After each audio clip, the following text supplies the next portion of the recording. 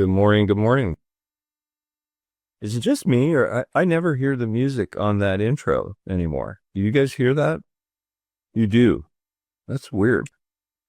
It makes like a chime at the beginning and then it vapors out. So anyway, welcome to Scripting Fridays. My favorite day. I don't know about you guys, but I love hanging out with you guys and talking scripts. Um, Actually, Scott and I were at a local real estate school expo for newly anointed realtors. And I got into this conversation with this one lady who's probably in her 50s, second career, like a lot of people. And I said, I always hope for people that I work with that they get into a conversation and they can just pull a string and they know exactly what to say in every circumstance. And then I pointed at Scott and I said, that guy over there has literally said to me, man, I was in this situation. They asked this question and I answered it. And I felt like I was channeling you. My goal is not to take credit for anything. My goal is to empower brokers and help them feel more confident when they get into these circumstances. So today's topic is a little bit heavy and I apologize, but it's truly can be life-saving. So I'm going to tell you why it's life-saving. We're going to talk about short sales. Here's why it's life-saving. We got a lead last week on my team. They were headed into foreclosure. I coached the agent on how to talk to them about a short sale, and they got bad advice from someone else, and the homeowner literally killed himself. So don't ever hear from someone who's hurting and do nothing. That's it, right? So what we're going to talk about today is how I talk to short sellers, how I help them see hope, how I help them see that, yeah, as bad as this sucks, it's only going to get better from here. And we call it the Freedom Team presentation. So I'm going to kind of do a quick tutorial on short sales. I know, Allison, you're very knowledgeable. Scott's heard this multiple times, but we're recording it. So I do want to do some kind of fundamental stuff. And then I'm just going to go through our presentation, and I've got a YouTube video where I do a deeper dive on the slide deck. So I've got that link at the end. And if you guys, want more detail, because we only have 30 minutes and I'm chewing up 5 of it right now. So anyway, but I'm going to give you an overview of the actual slide deck and the scripting. But then if you want to see it, in more detail, you're welcome to do that. Okay. So enough said. And yes, Allison, I will see you next week. All right. So let me share my screen.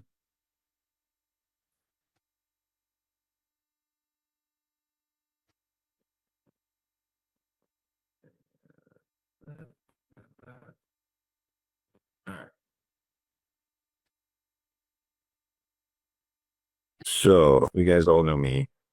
So short sellers are a unique proposition, and we're going to talk about some of the challenges, some of the reasons people avoid them like the plague, etc. I don't care where you are on that continuum of interest and service, whether you hate them and don't want to touch them, or you love them and you're happy to close them, or somewhere in between. I want you to not fail to give guidance, right? Like in the end, whether you're going to help them personally or not, help them get plugged in, get the help they need, and feel hope. Like in the end, that's all that matters. Is if someone feels hope, then they're not going to, think that the world is collapsing around them. So, that's enough about that. So let's just start fundamentally. What is a short sale? A short sale is real simple. Property that has a lien against it or liens that exceed the sale price. The biggest, like most liened short sale I've ever done, we had a property owner that had 23 liens. So Allison's reaction hit the nail on the head, right? You think of most homeowners as hopefully being free and clear, but probably have a first, might have a second. Imagine a third, fourth through 23rd, right? Because what can happen is when people get into distress, they might have a, DSHS or child support order or some other judgment or something that attaches. And all of those attachments are liens and they have to be negotiated. And I've had conversations where I'm like, look, dude, I know you're owed $5,873. We only have $100 for you. And you're not going to foreclose from 23rd position. So quit pretending like you got all this leverage, right? So, it can happen. Yes, Allison, the bank gets shorted. So in that scenario, what the seller is trying to do and what you would be trying to do is get the lien holder, the bank, the mortgage. I'll use all three terms just so you know we're talking about a mortgage, agrees to accept a short payoff. So they're going to eat the loss, right? So if I have a $400,000 home and a $400,000 mortgage and I sell my home, well, the closing costs, commissions, excise tax, all that stuff adds up to 8 or 9%, right? So I might have 36 grand worth of selling costs and I'm not delivering 400,000 anymore to my lender. I'm delivering, 364 or whatever it is. And I have to get them to agree to that. So the way you do this is you convince the bank that they're going to get more money by saying yes now than if they were to wait and foreclose, because the carrying costs, the legal fees, and what it ultimately sells for will probably end up being a lower number. And our job is to just communicate that to the bank so that they say yes, right? All right. So short sales, who's the typical seller that could find themselves in this position? They basically, in today's market, fall in one of three categories. People that took advantage of forbearance during COVID. Forbearance is skipping payments. What do they do with the payments? They add them onto the balance, right? So you're eroding your equity. Now, how long would you have to forbear in order to erode all of your equity? Probably a while. But if you bought the place recently and only put 3.5% down or whatever, you could find yourself in this situation, right? Reverse mortgages. Another version of a reverse mortgage is a negative amortization mortgage. They're now illegal, but any mortgage where payments aren't being made, but the interest is still accruing, right? So the balance is going up, the equity is going down. And I think the most common, and this is the scenario with the story I started with, they bought the house like 16 months ago. And if you buy something with 40% down, you're going to lose money if you sell it after 16 months, but you wouldn't be a short sale. But if you bought it with 5% down or 3.5% down, you probably have a mortgage that's bigger than what you're going to sell the home for. So now in Washington State, and I'm qualifying this because most of you are in other states, so you want to check with your state, go into ChatGPT or talk to your broker of record. But here in Washington State, only attorneys and licensed mortgage originators can receive a fee for negotiating a short sale. So what did I do? Started a loss mitigation company. I was a licensed mortgage originator for 30 years. So it was really easy to just create a DBA and boom, Northwest Mitigation Services was born under my loan officer license. So that's why I've got 300 or 400 successful short sales in my background. So understand what the rules are in your state. And what you're probably wondering right now is, but what about realtors? Because I know a lot of realtors that work on these things or have in the past. Realtors can do it. but they can only receive the commission, right? So in my company, we had Miller Laine Real Estate, or Miller Laine Properties was the name of the brokerage. And then we had Miller Laine Mortgage, which had Northwest Mitigation Services under it. So the agents would originate a short sale, our loss mitigators would negotiate it, and we'd get a fee for the mitigation and they'd get a commission. So it can work, right? The problem you can run into, though, is a lot of times the lender, the lien holder, who's being asked to accept a loss, they might shave back the commissions. They don't get rid of them. They understand you have to get paid, but they might reduce them.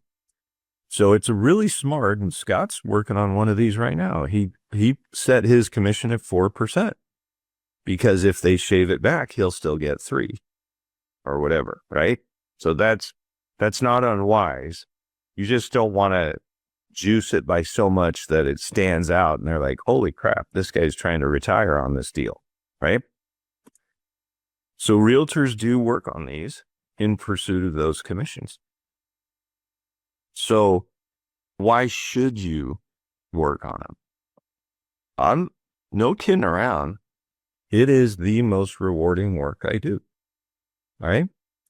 We sometimes talk about how cool it is to give first-time homebuyers keys, and it is. But man, saving somebody from foreclosure there's nothing like it, right? I've had so many times where the property owner shed tears of joy on my shoulder, right? And that's powerful. So if that fills your cup, this is the business for you. And I will tell you one thing. There's some people that they don't like to work in these circles because it's distressed, right? And part of the problem, or the reason, is some of the people that work in the distressed circles are sharks.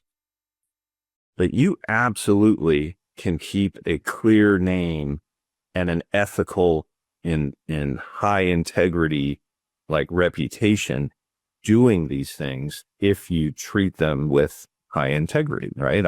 I've been operating in the distressed world since the 90s, and my name is still very respected. So don't shy away from it for that reason.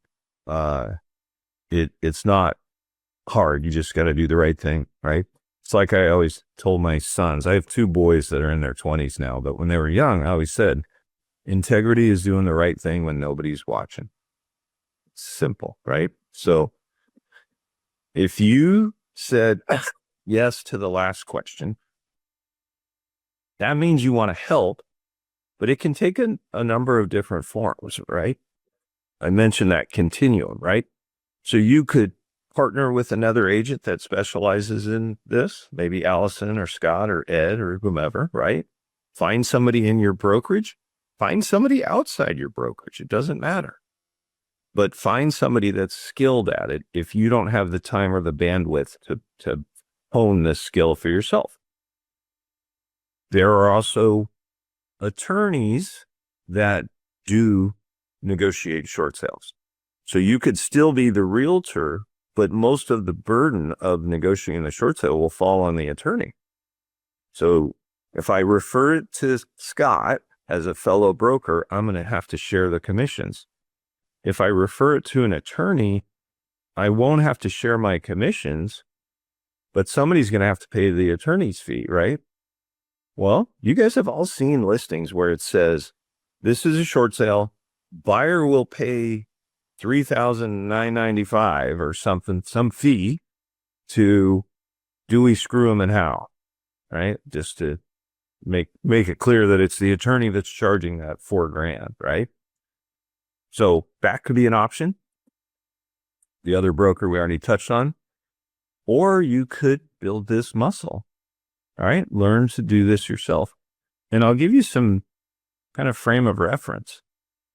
When I'm training newer brokers, I always tell them, master this skill with buyers and master this skill with sellers. And it's like a generic buyer and seller profile. And then once you've mastered that, then you can move to other types of buyers and sellers, right? And we call them revenue pillars. Well, this could be a revenue pillar if you have the bandwidth that you can add to your arsenal because you could learn this skill. Again, bottom line is don't feel any pressure to do it. Do it because you want to and you'll find it rewarding, but don't do nothing, right? If you run into a short seller who says, I can't make my payments, I'm going to lose my house to foreclosure, I need help, help them and put them in touch with someone like me or an attorney or whomever. Okay. I'm going to walk you through what we do when we get a short seller. So, it's usually starts with I'm in foreclosure, right? Or I haven't made a payment in X months and I'm going to be foreclosed on or whatever.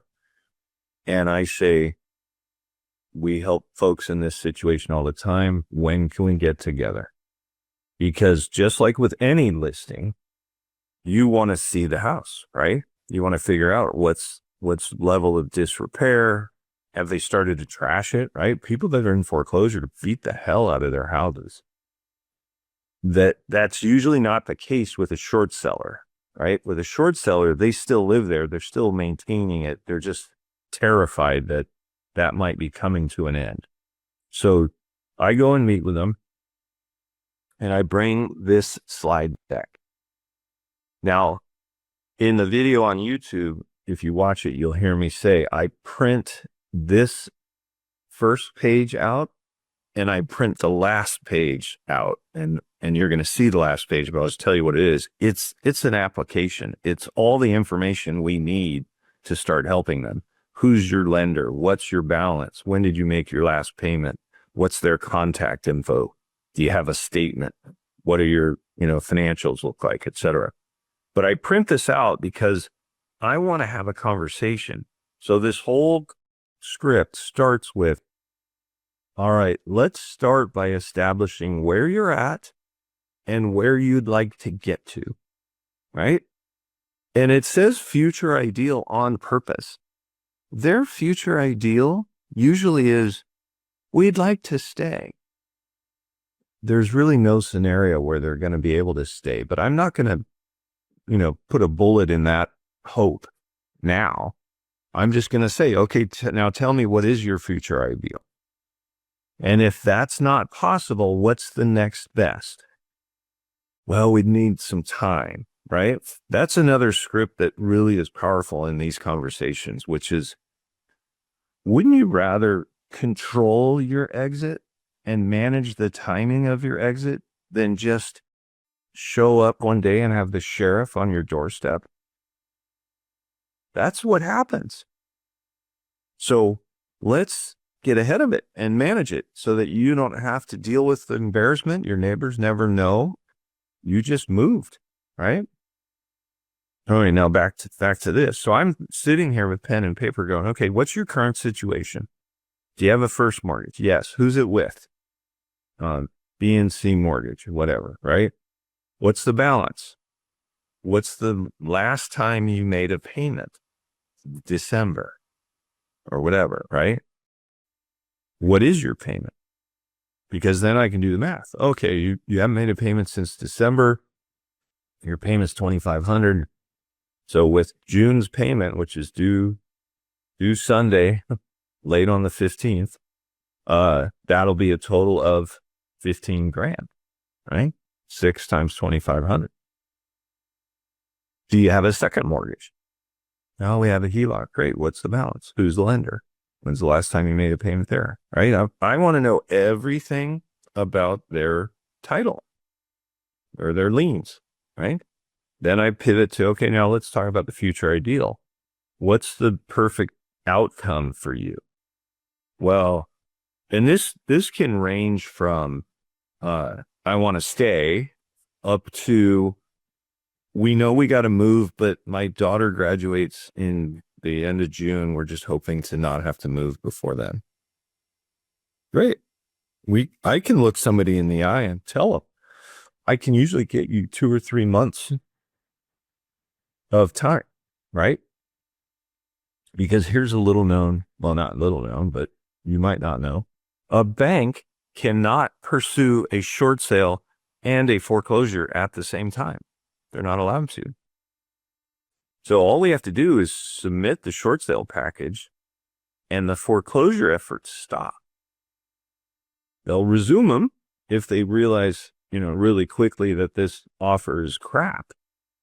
But you're not going to submit a crap offer. You're going to submit something that's at or near market value. You don't want lowball offers because they won't get approved. And then you're going to be able to halt the foreclosure process and buy them some time, right? So anyway, let them dream a little bit and take notes. It's empowering to their concept of hope to watch you write down they'd like to stay and put a number 1 next to it, circle it, because then they know that you know what their number 1 priority is. All right. Then we go to the laptop and we start the education process, because a lot of people don't know what the foreclosure process is, how it works. Do you know that the average person in foreclosure gets 73 letters over the course of the foreclosure? And so what ends up happening, and this is scripting, this is what I say to them. What ends up happening is it's so overwhelming that they just stop reading them and they put their head in the sand. And that's the worst thing you could do, because some of those letters, 2 of them in particular, are really important. And I'm going to walk you through what they are so that you can be on the lookout for them, right? So the first letter is called the notice of default. That is a non-public notice. And I make sure to tell them that. So that's good news, right? The notice of trustee sale, I'm in a trustee state. So if you're in a judicial foreclosure state, you're going to have a different process. But in a non-judicial foreclosure state like Washington, we have a trustee sale, right? So the notice of trustee sale is a matter of public record. It is published in the newspaper. It is available online. There are investors that have relationships with title companies that say, send me all the notice of trustee sale notices every week. I want to know, right? But the notice of default is not public.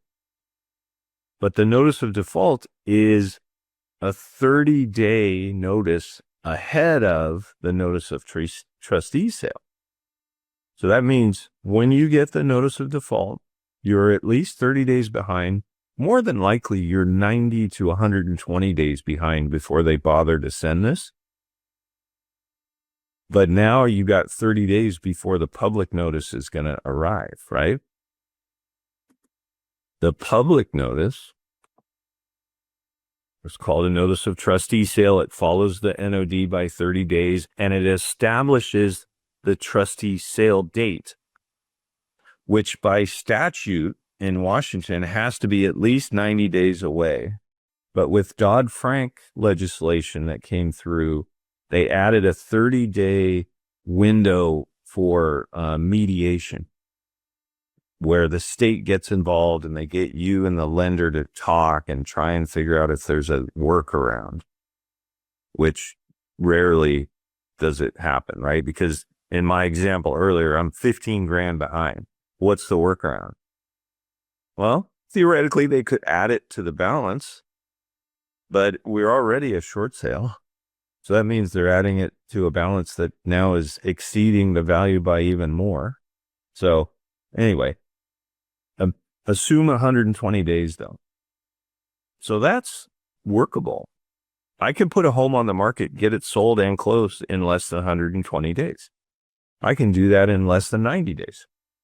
I've done it in less than 60. I've even done it in less than 30. But once you get to 30, it's very unlikely, right? So that's why you want to have that earlier conversation about what's your current situation and include, have you received any of these notices, right? And then when I'm going through the slide, I can explain with their context what is happening. right? This is where you are in the process. You just got it or whatever. I have 2 of these right now. One's on the market. The other is not yet on the market. Both of them we're going to have to negotiate. So we shall see, right? Auction date's 120 days after the notice of trustee sale. In my county, they do them every Friday. It's actually informational if you can go down and watch it happen. You don't have to have a horse in the race. You could just check it out and see what happens, right? Borrower has in Washington State has 11 days to redeem, but it's 11 days prior to the auction, right? So I'm going to speed this up because we're getting low on time. I walk through all the steps and then I show them the outcomes, right? An investor could buy it at the auction. If nobody buys it, it'll revert back to the bank and then they'll assign it to me. I'm a big REO broker in the state of Washington. Allison does a ton of this in Southern California. That's how it happens. But if an investor buys it, Allison doesn't get hired because it's already been bought, right? So what are some of the things you can avoid or use to avoid, right? And I walk them through our solutions. Our solutions include an offer. They include a referral to a bankruptcy attorney or a foreclosure avoidance attorney, right? People can contest foreclosures if they want. We've all heard stories of people that are like, yeah, I made my payment, but they applied it to the wrong account. And then I got in foreclosure. That's BS, right? So that can make sense.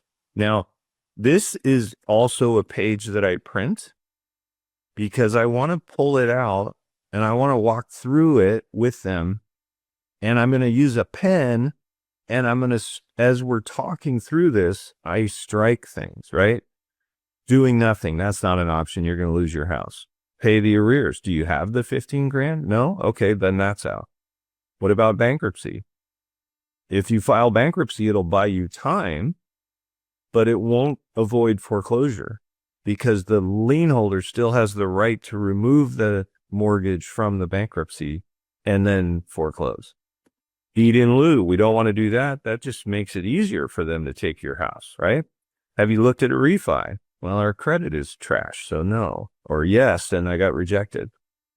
How about a loan modification? If somebody can loan modify, I want them to get that because remember, their number one ideal scenario was to stay in the house. Well, a mod will help them do that. Sell with a real estate agent. I leave that one unstruck, right? And I go to, what about sell it on your own? And they go, I could do that and that'll save me money. You really? Have you sold a house before? It's a full-time job. Do you have the time? Like, I'll talk them out of that. And then I'll explain that the Freedom Team is better than selling with a real estate agent that doesn't have the experience, right? So we land on customize your freedom plan. And then we walk them through, here are all the things, the risks. And I don't want to shortchange this, but I'll encourage you guys to watch the other video because this is powerful. These are the things that happen to people if they don't take action, right? You can have a short sale approved but not closed. You can have a deficiency judgment. You can have tax consequences, credit consequences, other obstacles, right? And then we come in and say, well, here's how we address those risks, right? Like number 2 is a good example. Washington State is a non-deficiency judgment state.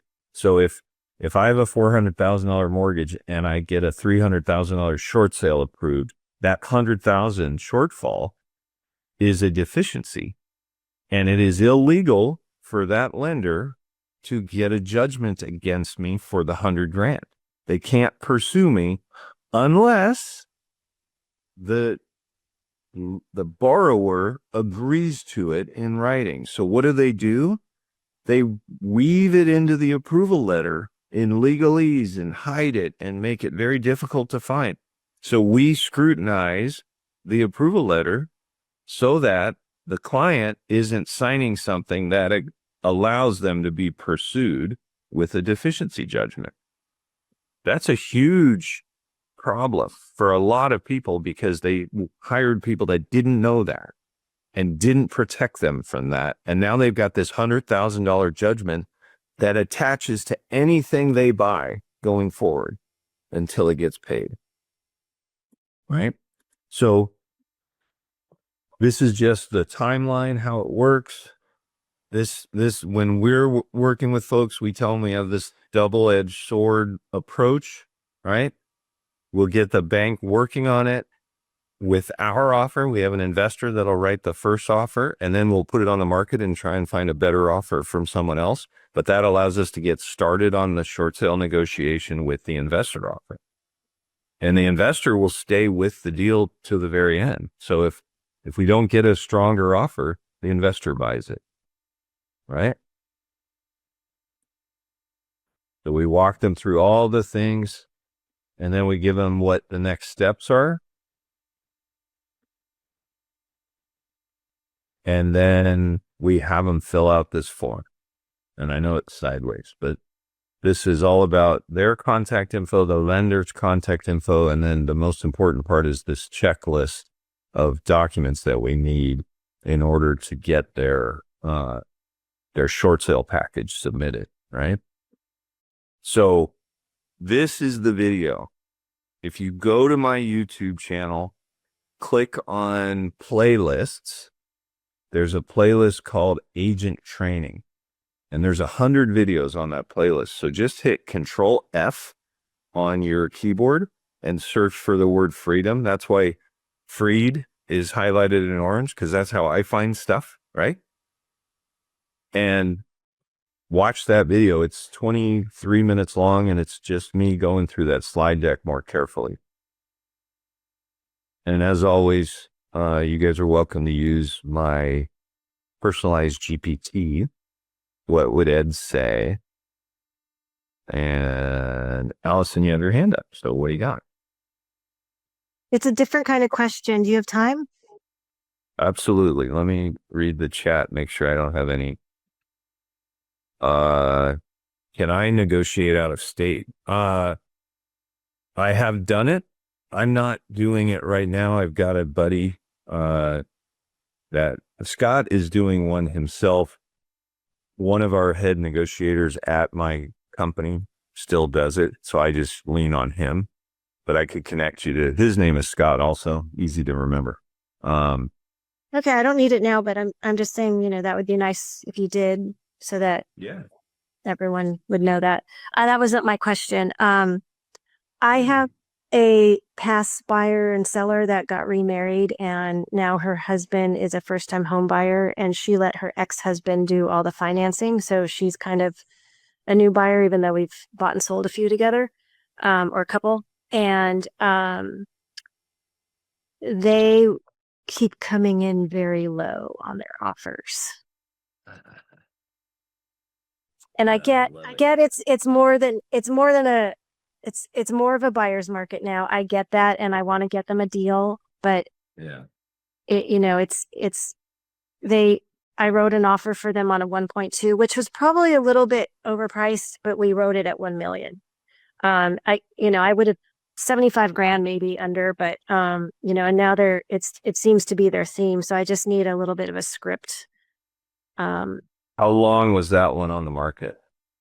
It's been over a month, and it was reduced from 1.3 something. Like it's sitting, it's vacant, it's a little bit overpriced, probably not 200,000 overpriced. Yeah. So the best script I've used, there's two scripts come to mind, and I'll give the one that I think is probably the most accurate, which is before I submit that offer, I go, hey, here's the situation. When we want to find a good deal, we can let our offer sting, but it cannot offend. The minute we are offending, we've lost all our leverage. And they go, what do you mean? What leverage, right? And I go, as a ready, willing, and able buyer, we have leverage right from the get-go. But if we overplay our cards and the seller doesn't respond, they just let it expire, that's evidence that we just squandered that leverage, right? And that we offended. I'll give you the great reverse example. I have one that's closing next week. $875 list price, had a review date, got 4 people saying we're going to submit, but then on the review date, only got 1 offer, and it was lowball, but escalated to above the asking price. That's rule number 1 for all of you is don't be so stupid as to offend the seller when your client's willing to go above the asking price, right? So talk them out of that. Long story tolerable, though. We let that expire. So they squandered their leverage, got another one, and my client was ready to fire me. They're like, we've been on the market 30 days. The tariffs are scaring the crap out of us. We want to take it off the market. I'm like, we got one very serious buyer. Let's let them see it because they were coming from out of state. And if they love it, let's just let that game come to us, as it's saying I use a lot, right? They write at 825 also. And my client's just like, oh, F it, I'm out. This is a night. So I go back to the agent and I said, your offer was offensively low. And she goes, what? Yeah. Offensively low.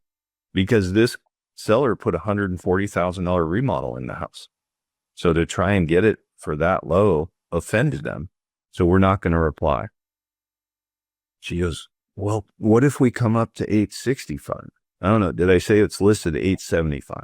So she goes, what if we come up to 865? I go, I don't think so. I think they're going to tell me to take it off the market.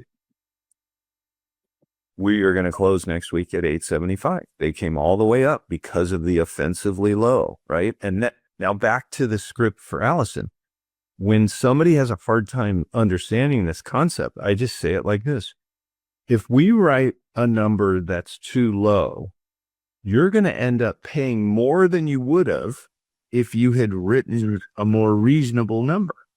And that sometimes crystallizes it for people. But I'm really going to try and talk them out of lowballing, right? And what happens probably 80% of the time is the person I'm saying this to will then say, well, where do you think I should be? Or what's stinging but not offensive and what's offensive? And I'll just say, now I'll go back to your example. It's listed in 1.2. I'll say it probably needs to start with 1.1 something. Because at 1.0 something, you're offending. And they'll be like, well, could I do like 110? You can do everything. It's your decision. My advice would be probably 1125, right? Just to stick with your $75,000 thing, right? But I will like. So here's the problem with that. They won't go over 1,025,000. Then don't look at $1.2 million house. They're sending me stuff. That's the problem. I'll have that conversation all the time. Not all the time, but okay. So what's that conversation? Hey, Joe and Mary, you keep sending me houses that are 200,000 above your max. Why are you doing that? Well, we want to get a good. I know everybody wants to get a good deal, but you're not going to get 20% below asking is offensive. So here's another way I say it earlier in the relationship. I'll cast a wider net initially, because if we see something at 1.2 that's 90 days on the market, right, that's got potential, right? But once I've cast that wider net, if we don't see anything like that, then I choke it back down to, 1.050 is probably what I would do for them, because now as that search runs, you're only seeing stuff that's new on the market or stuff that's reduced its list price into your range, right? So you're not going to lowball any of those. they're brand new on the market, or they just went from 1075 to 1050.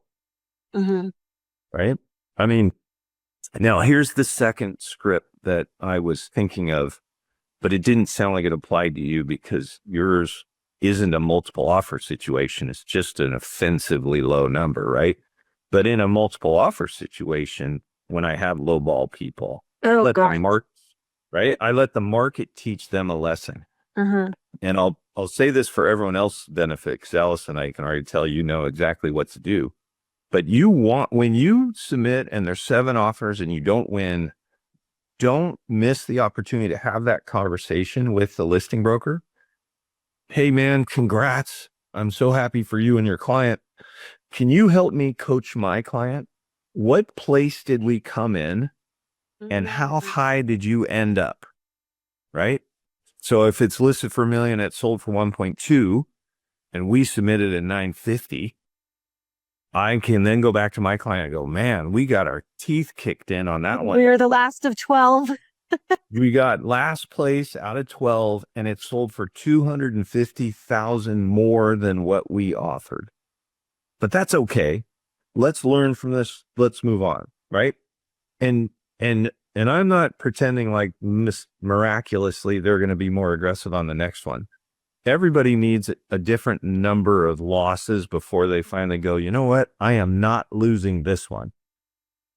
So just don't miss the opportunity to give them that coaching. And another dialogue that works really well in that circumstance is, hey, here's the good news. I have never had a client who eventually bought that grieved the one that got away. And all that tells you is that we're going to find you something and it's going to be even better. So let's keep going, right? There's a training. Maybe we'll do this training. I mean, is buyer's scripts valuable for you guys right now?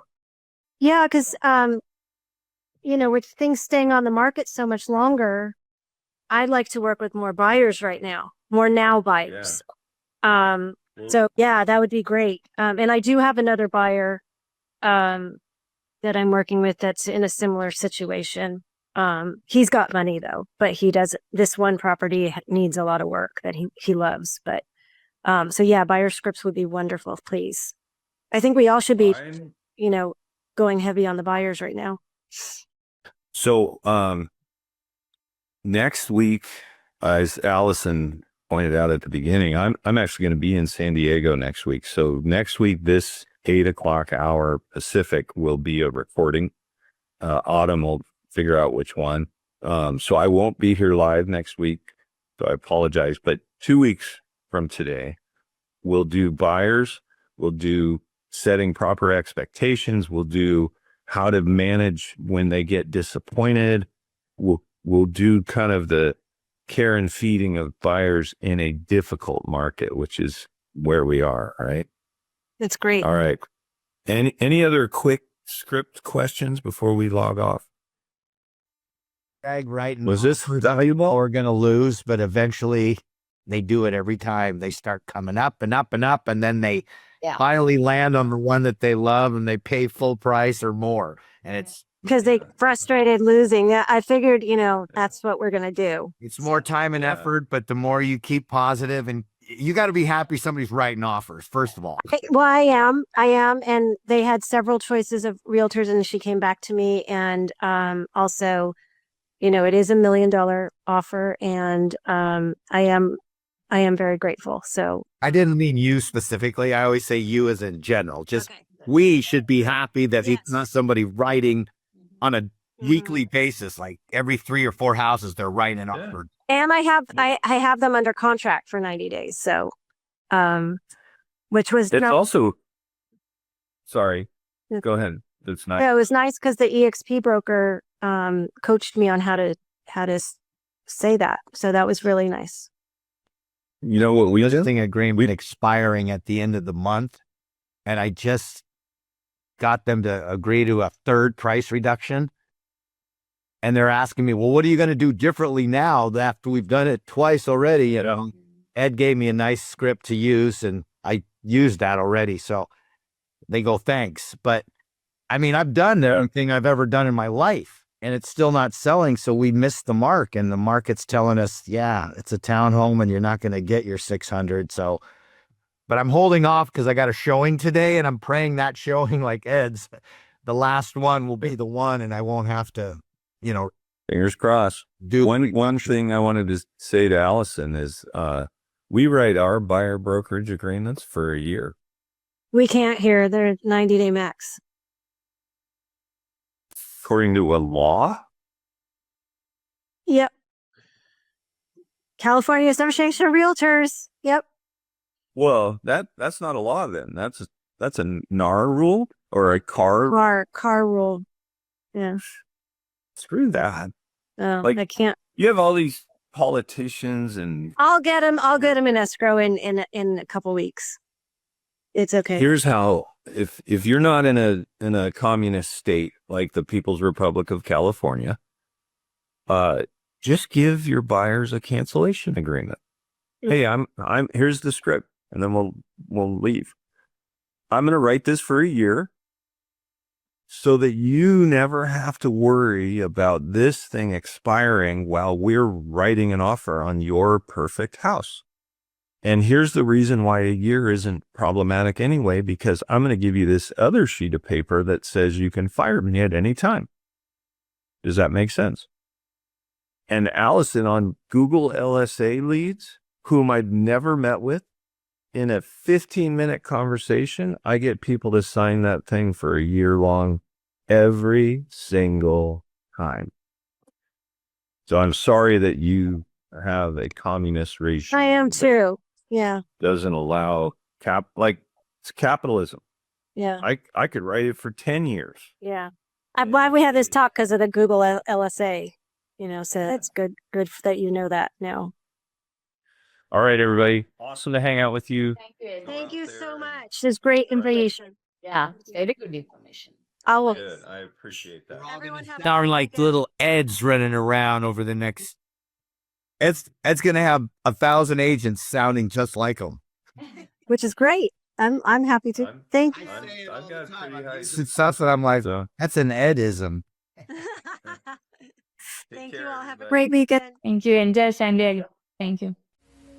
If you'd like more information or to get connected to the Agent Power Huddle, join our free Facebook group. This call was designed for the agents in our EXP organization, but open to any agent from any brokerage. If you're a guest and you're interested in learning more about EXP or our specific resources within the Agent Collective, reach out to the person who invited you to this call to get more info. Produced by the Agent Collective Media Network.